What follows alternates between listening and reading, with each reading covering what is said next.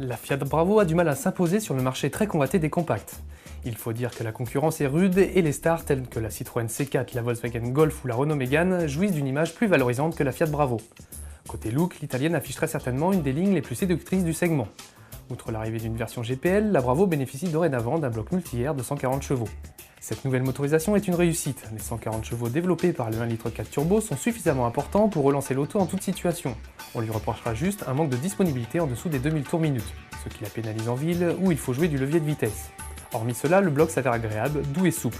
Côté perf, le 1,4 litre turbo réclame un peu moins de 9 secondes pour atteindre la barre des 100 km/h. Autre bonne nouvelle, Fiat annonce une conso moyenne en cycle mix de 5,7 litres au 100 km, ce qui s'avère relativement raisonnable pour une compacte essence de cette puissance. L'italienne ménage ses passagers. Ces derniers apprécieront le confort de suspension de la Bravo. Par contre, les plus sportifs d'entre vous regretteront très certainement le manque de fermeté de la Fiat lors des enfilades. Quelques efforts sont à noter sur la finition et la présentation intérieure. Du plastique moussé recouvre entièrement la planche de bord et le dessin de cette dernière est plutôt séduisant. Mais au fur et à mesure que notre regard descend dans les soubassements de l'habitacle, les plastiques durs, donc facilement rayables, font leur apparition. Même punition en ce qui concerne les assemblages. La finition émotion, le milieu de gamme, propose le régulateur de vitesse, la clim auto bizone ou encore les commandes de l'autoradio au volant.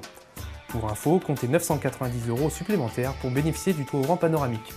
La banquette propose 3 places, certes, mais l'espace disponible en largeur reste tout de même limité. La place du milieu sera réservée aux petits gabarits.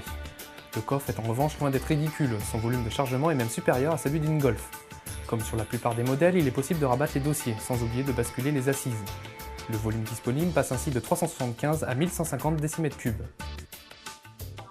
La Fiat Bravo équipée du 1,4 litre multi-air 140 chevaux en finition émotion est vendue 21 100 €. Bien sûr, il existe des motorisations diesel dont le 1,6 litre multijet de 90 chevaux disponible à partir de 20 100 €.